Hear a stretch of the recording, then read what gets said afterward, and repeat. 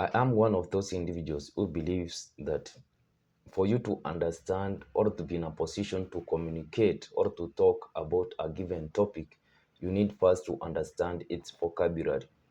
Currently, I am reading a book which talks about the United States politics, and the title of that book is We the Elites.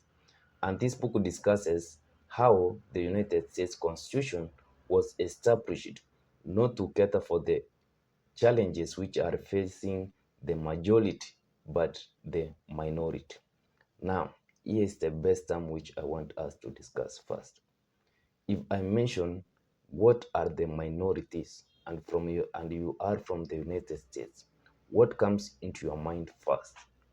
I believe one of the answers which comes into your mind are the Spanish, the blacks, the LGBTQ plus, and the other communities which have been framed as the problem which is facing the United States government. But if you change that perception and you have a different concept of who the minorities are, then you will be able to face the reality, and then you will be you will develop new techniques or new structures which you are going to face these challenges. And from this book, which I now believe I agree with, is that the minority are the elite, few individuals who have the resources, who have the economic freedom, who have the property.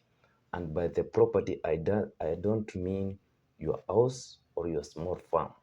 There are other individuals who have enormous power in terms of economic power, in that they can influence the individuals who are in political position to do what they wish. Those are the few elite, those are the minority I'm talking about. A few individuals who have economic power to control the decisions which are made by the United States government.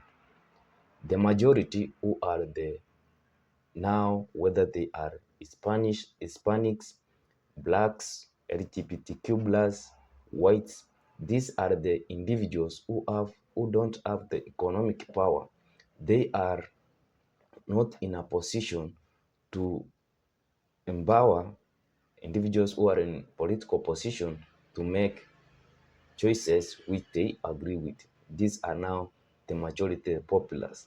The few elites, they are a few in terms of numbers, but their power is so massive that their wishes are always accepted by those who are in the political positions. I believe that's one of the best things which we need to understand, that if you are an American, well, also this can apply to any country. If you are from any given country and you see your neighbor as an enemy, you see your neighbor as the minority, that's not the really target you should be focusing on.